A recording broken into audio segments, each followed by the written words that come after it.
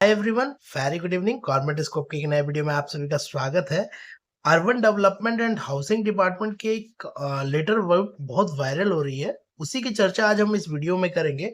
ये direct link है अपने बीपीएससी एई का, जिन्होंने फॉर्म भरा है 29/2025 और 30/2025, 31/2025। मैकेनिकल, इलेक्ट्रिकल और सिविल के जो भी इंजीनियरिंग एप्लीकेंट्स थे, बीपीएससी में सहायक अभियंता बनने का शौक रखते हैं, उनके लिए ये वीडियो इंपॉर्टेंट हो जाता है, क्योंकि ये जो वायरल लेटर है अभी तक अपडेटेड नहीं है वेबसाइट पे, लेकिन मेरे तक आया तो सोचा मैं आपको दे दूं। हालांकि उसमें कुछ चीजें ऐसी लिखी हैं जो उसके अपलोड होने पे संदेह दिखाता है, परंतु चलिए इसको देखते हैं और समझते हैं कि क्या हो सकता है। वो क्या ये लेटर सही में हो सकता है या फिर आगे जाके इसे चैलेंज कर दिया जाएगा और ये लेटर रद्द हो जाएगी। तो सरकार का बड़ा फैसला। अब सरकारी कर्मचारी सिर्फ एक बार देंगे एग्जाम, फ्रेशर की जीत। नो डाउट अगर ये होती है तो फ्रेशर के लिए बहुत राहत की बात आ जाएगी। तो अब मुद्दे पे जाने से पहले वो लेटर मैं आपको दिखा दूं, टेलीग्राम वगैरह पे सब पे ये लेटर आया हुआ है। किसी भी चीज को ब्लाइंडली विश्वास करना थोड़ा सा दिक्कत होता है, लेकिन अगर ये वेबसाइट पे आ जाए तो हम लोग इसे जरूर से जरूर कर सकते हैं। लेकिन अभी तक फिलहाल वेबसाइट में अभी चेक कर रहा था, आया नहीं है कुछ ऐसा। हो सकता है आज का डेट है तो मैं भी कल या परसों अगर ये सही हो तो अपडेटेड हो। मैं इसकी गारंटी नहीं लेता कि ये सही है या नहीं। मैं इसकी कोई सत्यता पे नहीं बोल रहा हूँ। मेरे पास लेटर आया तो अगर ऐसा होता है और ऐसा होगा तो क्या इसके प्रभाव होंगे, उसकी चीजें मैं बात करूंगा आपसे। तो सबसे पहला चीज अगर आप देखिए तो इसमें लिखा हुआ है नगर विकास एवं आवास विभाग। इसकी संख्या दे रखी है 3913 और दिनांक दे रखा है आज का 6/4/2026। नगर विकास एवं आवास विभाग के अधीनस्थ संवर्गों के विभिन्न पदाधिकारी कर्मियों द्वारा बार बार प्रतियोगिता परीक्षा में भाग लेने की अनुमति मांगी जाती है और उनके द्वारा परीक्षा की तैयारी करने, परीक्षा में भाग लेने के बार बार प्रयासों को विभाग महत्वपूर्ण समय न केवल नष्ट होता है बल्कि कार्य निष्पादन में गंभीर अवरोध उत्पन्न होते हैं। एक बार सरकारी सेवा में योगदान देने के पश्चात सरकार से प्राप्त वेतन एवं अन्य सुविधाओं के उपयोग में के विरुद्ध विभाग के अधीनस्थ संवर्गों पदाधिकारी कर्मियों को बार बार परीक्षा में भाग लेने की अनुमति प्रदान करना लोकहित के विरुद्ध है। अब यहाँ से एक इंपॉर्टेंट चीज आता है, वो देखिएगा आप लोग कि अतः नगर विकास एवं आवास विभाग के अधीनस्थ संवर्गों के पदाधिकारी कर्मियों को उनके द्वारा धारित वेतन के उच्चतर वेतन स्तर के पद के लिए ही किसी प्रतियोगिता परीक्षा में भाग लेने की अनुमति दी जाएगी और यह अनुमति उनकी पूरी सेवा अवधि में सिर्फ एक बार हो। अब ये चीज आप ध्यान रखिएगा, अभी इसके हम लोग पूरे निष्कर्ष में बताएंगे आपको कि क्या है मैटर। यह आदेश तत्काल प्रभाव से लागू है। प्रस्ताव में सक्षम पदाधिकार का अनुमोदन प्राप्त है। यदि कोई पदाधिकारी कर्मी एक से अधिक बार परीक्षा में भाग लेना चाहता है तो वे सरकारी सेवा से त्यागपत्र देने के लिए स्वतंत्र है। अब भैया यहाँ पे साइन है राजीव सर का, राजीव रंजन तिवारी सर का, सरकार के उप सचिव। आज ही का डेट में साइन हुआ है और प्रतिलिपि में सभी जगह भेजा गया है। बुडको, बिहार मेट्रो, भू संसाधन, सभी नगर आयुक्त, सभी कार्यपालक अभियंता, सहायक अभियंता, सहायक लोक स्वच्छता अपशिष्ट, मतलब नगर निकाय से जितने भी लोग जुड़े हुए थे उन सबको ये चीज भेज दिया गया है। साथ ही साथ प्रधान सचिव के प्रधान, आप सचिव, अभियंता, प्रमुख सब विशेष सचिव, सभी पदाधिकारी नगर विकास एवं आवास विभाग, इन सबको यहाँ पे प्रतिलिपि में दिया गया है। अब थोड़ा सा इस लेटर पे गौर कीजिएगा। अब मैं ये सारा चीज हाईलाइट जो है वो डिलीट कर देता हूँ। जो इम्पोर्टेंट चीजें हैं उसी पे बात होगी और इससे किसको क्या फायदा होगा अगर ये लेटर वैलिड हुआ तो, और आगे जाके इसमें क्या चैलेंज हो सकते हैं वो भी मैं बताता हूँ। तो सबसे पहले ये जो इशू हुआ है वो हुआ है रीयूज का। अब हम लोग जानते हैं कि बीपीएससी एई में काफी ऐसे एप्लीकेशंस और मेल के थ्रू हम लोग रिक्वेस्ट कर रहे थे विभाग से, बीपीएससी से, कि आप जो रीयूज है, मतलब एक बार अगर गवर्नमेंट जॉब लग गई तो आप दोबारा कॉन्ट्रैक्ट बेनिफिट नहीं ले सकते, मतलब कि 25% जो मार्क्स मिल रहा है उन्हें, ये चीज उनको नहीं मिलेगी। इस चीज का रिक्वेस्ट काफी सारे फ्रेशर्स कर रहे थे आपस में, और मेल के थ्रू या मिल के बीपीएससी या जो हमारे नोडल है आरसीडी, उनके सचिव सर से मिलकर बहुतों लोगों ने ये चीज कंप्लेन की कि सर एटलीस्ट रीयूज हटना चाहिए, मतलब जो एक बंदा सेलेक्ट हो चुका है उसे बार बार सेलेक्ट नहीं फायदे देके सेलेक्ट करना चाहिए। बहुत सारे एग्जाम्पल भी हैं, यूट्यूब पे पड़े हुए हैं, आप जाके देखिएगा तो कई लोगों का नाम आता है जो एक एक एई का एग्जाम में अगर वो सेलेक्ट हो गए हैं तो फिर वो कॉन्ट्रैक्ट बेनिफिट लेके दूसरे वाले में जॉब लेते हैं और फिर वहां से बेनिफिट लेके तीसरे वाले में। लेकिन इन तीनों में रिलेशन बस यही है कि रिजल्ट कहीं पब्लिश नहीं हुआ रहता है, मतलब ज्वाइनिंग की कमी रहती है। मान लीजिए कोई एक कैंडिडेट है, अभी मैं एग्जांपल दे रहा हूँ फिर लेटर पे आऊंगा। कोई एक कैंडिडेट है, उसने एक एग्जाम भरा, फिर उसी ने फिर दूसरा एग्जाम भरा और फिर उसी ने तीसरा एग्जाम भरा। अब दिक्कत ये है कि इसकी ज्वाइनिंग भी अभी पेंडिंग है, इसकी भी ज्वाइनिंग पेंडिंग है और इसकी भी ज्वाइनिंग पेंडिंग है। मतलब ये तीनों अभी पेंडिंग में है, समझ लीजिए ज्वाइनिंग पूरा पेंडिंग है। और इस पूरे प्रोसेस के दौरान जो 1 साल 2 साल का टाइम जो लगता है, उसी में ये 3 एप्लीकेशन आ गए और इस ए बंदे ने तीनों में अप्लाई कर दिया विथ 25% कॉन्ट्रैक्ट बेनिफिट, ठीक है। अब बात ऐसा है कि उसका सिलेक्शन मान लेते हैं हम लोग कि इसमें हुआ, एक एग्जांपल के लेके चलते हैं कि 2025, 2024 और 2023 में उसने अप्लाई किया था और 23 का भी रिजल्ट, फाइनल रिजल्ट अभी अवेटिंग है। अभी ये आया नहीं है, मतलब ज्वाइनिंग अभी नहीं आया है। तो उसका जब ज्वाइनिंग आया 2025 के दिसंबर में, एग्जांपल हम ले लेते हैं दिसंबर में, तो उसका सिलेक्शन यहाँ पे हो गया।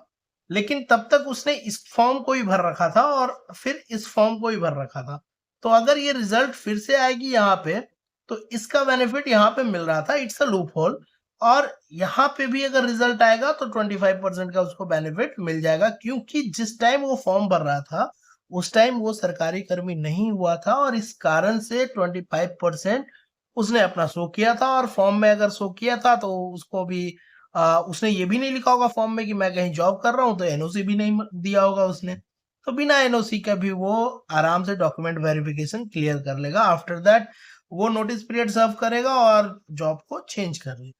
बस यही थी, एक छोटी सी लूप होल थी कि अगर 3 कंसिक्वेंटली अगर आ जाए कोई भी एप्लीकेशन और किसी का फाइनल रिजल्ट तक नहीं पहुंचे, फॉर एग्जांपल एक एक लाइन हम यहाँ खींचे, दूसरी लाइन यहाँ से खींचे और तीसरी लाइन यहाँ से खींचे और तीनों एक साथ ही अगर यहाँ कंप्लीट हो, तो स्टार्टिंग मैटर नहीं करता, कब इस लाइन के आगे क्रॉस कर रहा है, मतलब ज्वाइनिंग के बाद अगर कोई फॉर्म निकल रहा है उसमें उसे 25% नहीं मिलेगा, वो फॉर्म में नहीं करेगा। लेकिन इन तीनों में तो वो 25% आराम से अवेल कर सकता है। तो यही कंफ्यूजन था रियूज वाले मैटर में। काफी सारे वीडियो मैंने बना के रखा है, अगर आपको देखना है तो प्लेलिस्ट में जाइएगा और वहां पे आपको बीपीएससी के रिगार्डिंग या कोर्ट केस वाले मैटर में आपको सब कुछ दिख जाएगा। अब सवाल उठता है इस लेटर पे, थोड़ा सा हाईलाइट कर रहा हूं आपको, ये देखिएगा।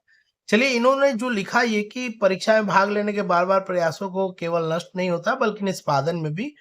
चलिए, ये बात मैं मान रहा हूँ कि डिपार्टमेंट को जब आप जाते हैं एग्जाम देने या किसी भी चीज को, तो उनकी कार्यशैली पे थोड़ा तो असर पड़ता ही है। लेकिन ये चीजें जब दूसरी और तीसरी लाइन में आप पढ़िएगा, इन्होंने लिखा है कि उनके द्वारा धारित पद के वेतन स्तर से उच्चतर वेतन के पद पे ही वो प्रतियोगिता परीक्षा में भाग ले सकते हैं। ठीक है, आपने आपके इनके अनुसार कि लेवल, अगर आपका 6 का आपका पोस्ट है तो आप लेवल 7 के लिए अप्लाई कीजिए, 8 के लिए अप्लाई कीजिए, 9 के लिए अप्लाई कीजिए। हम 5 के लिए आपको अनुमति नहीं देंगे।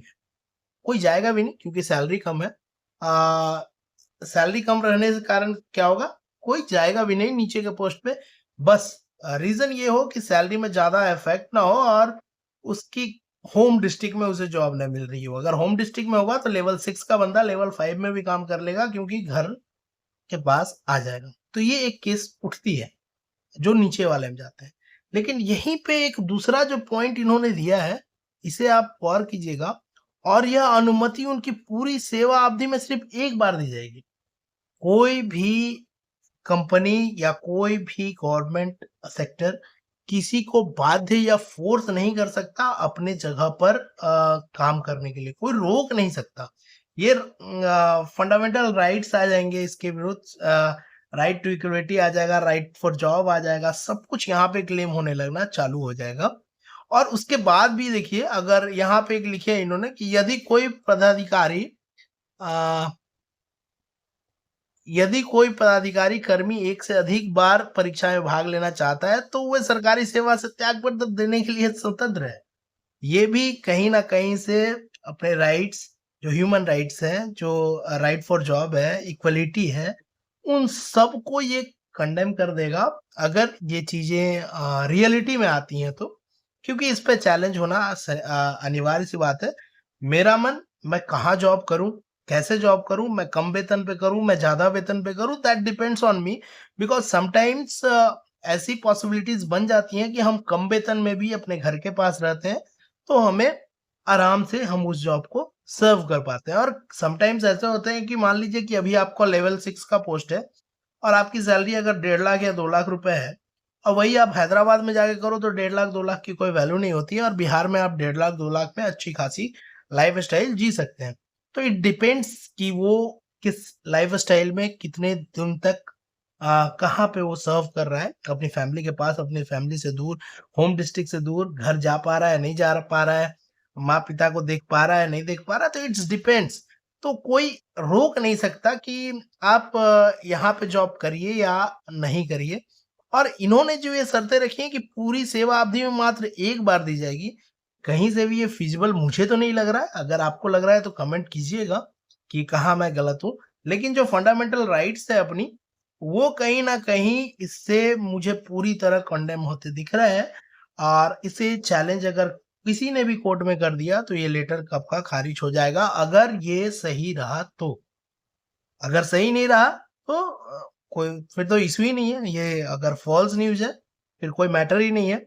मैं इस लेटर को कभी भी अपना नहीं बता रहा हूँ, ये वायरल था इसलिए मैं बता रहा हूँ कि अगर इसमें 2-3 चीज़ें अगर हटा दी जाए तब तो ठीक है, लेकिन ये 2 चीज़ें कहीं न कहीं डाउट क्रिएट कर रही हैं।